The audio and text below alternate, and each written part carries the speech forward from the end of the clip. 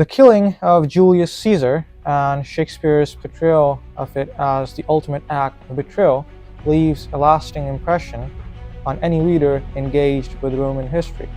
It is true that those we hold most dear sometimes act in bad faith and can ultimately become the source of our downfall. In the 12 Caesars, Suetonius gives a detailed account of what happened to the great emperor in his final hours.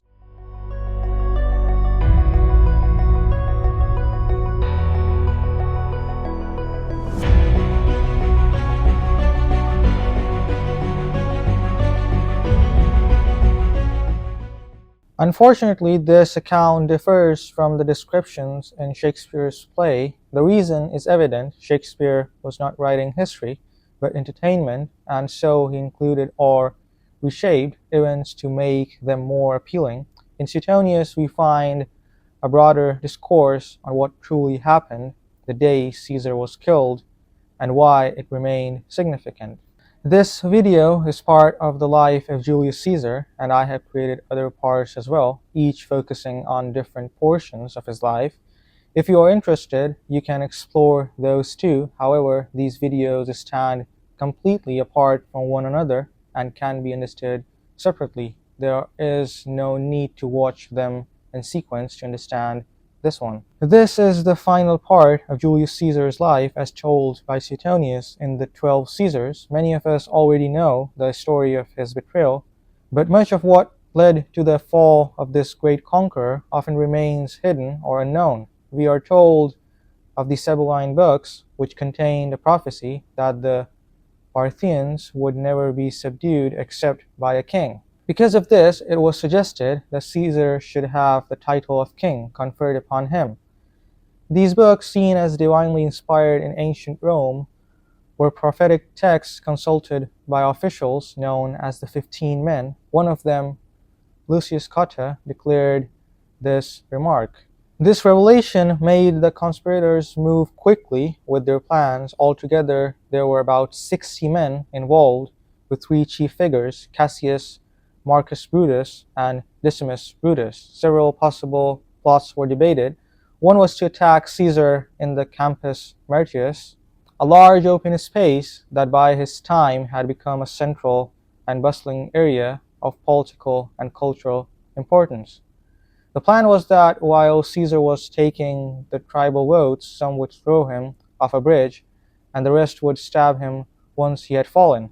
Another idea was to kill him on the Via Sacra, or Sacred Way, the main street of the Roman Forum, central to Roman public life. Still, others suggested striking him at the entrance of the theater. However, after a public notice was issued for the Senate to assemble on the Ides of March, the conspirators changed their plan. They resolved to kill Caesar that day when he would come to the Senate house built by Pompey. Now, some very interesting events were recorded by Suetonius. One was the warning, "Beware the Ides of March, O Caesar, for it is you who may be harmed." This anecdote may seem like a fanciful invention, but it circulated on the authority of Caius Balbus, a close friend of Caesar. A few months before Caesar's death, colonists settled at Caprera under the Julian law began demolishing old sepulchres to build country houses.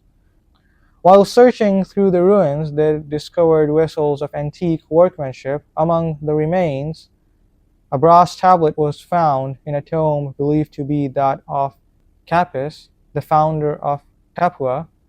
It bore an inscription in Greek: "Whenever the bones of Capys are discovered, a descendant of Louis will be slain by the hands of his kinsmen, and his death avenged by fearful disasters throughout Italy."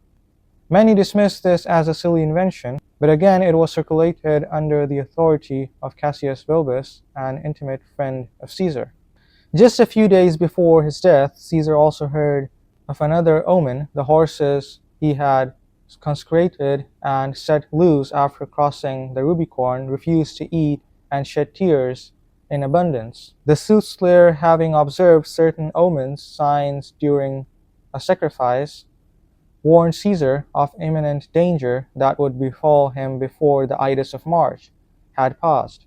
The night before the assassination, Caesar dreamed he was soaring above the clouds, holding Jupiter's hand. His wife Calpurnia also dreamed that the pediment of their house was collapsing, and that her husband was stabbed while lying in her arms.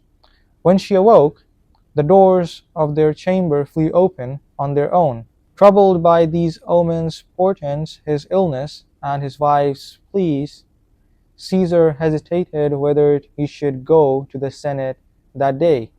Yet Decimus Brutus persuaded him not to disappoint the senators who were waiting for him. Plutarch added that the statue at the foot of which Caesar fell was placed there deliberately, though Augustus later had it removed. Anyways, early on the morning of the Ides of March, that is 15th of March, around the 5th hour, as Caesar made his way to the Senate, someone thrust a note into his hand warning him of the conspiracy. He mixed it with other papers to read later. Passing by a sacrifice, he found that the victim had no heart, along with other fatal signs. Nevertheless, disregarding all omens, Caesar entered the Senate house. Laughing at Esperina for a false prophecy, since the Ides of March had arrived without incident, the soothsayer replied, "Yes, they have come, but they are not yet past." Caesar took his seat, and the conspirators gathered around, pretending to pay their respects. Julius Caesar approached first. When Caesar gestured for him to defer the request, Cimber seized his toga by both shoulders and pulled it down, crying, "Violence is meant." At once, one of the Casca brothers struck Caesar in the neck, blew the throat. Caesar seized Casca's arm, stabbed him with his stylus, and tried to leap away, but was immediately surrounded by men armed with daggers. Attempting to escape, he pulled his toga over his head and sank beneath a shower of blows. He received 23 wounds. Now, a very beautiful historical record suggests that when he saw Marcus Brutus, whom he had loved as a son, join the attack, Caesar is said to have cried out, "What, you too, my son?" Yet Suetonius notes that some report that while others claim he said nothing at all and simply fell in silence. This account differs from what we find in Shakespeare's play. The famous line, "Et tu, Bruti," is Shakespeare's powerful literary discovery, drawn more from Plutarch's accounts. In some versions, the scholars suggest Caesar may have said something similar, though not in that exact form. For me, this argument leans more towards Suetonius, who gives us a clearer version. Suetonius records that Caesar spoke in Greek with slight variation, "You too, child." The Slamasian manuscript, an ancient manuscript tradition of Suetonius' Lives of Caesars, omit the final clause, though most editions preserve the phrase in some form. Some believe the word "my son" were not only affectionate but also hinted that Brutus might have been Caesar's child by Servilia. Yet it seems improbable that Caesar would have proclaimed this in such a moment, or perhaps he did, who knows? And so ended the life of a great conqueror, a hero to many, a man inspired by the traditions of the past and by the great men who came before him, yet one who also surpassed many he considered noble. This is the history we have from Suetonius. There are 5 or 6 more videos covering different parts of Caesar's life, and you can explore them if you are interested. Thank you so much for watching, and don't forget to subscribe. I will see you in the next video.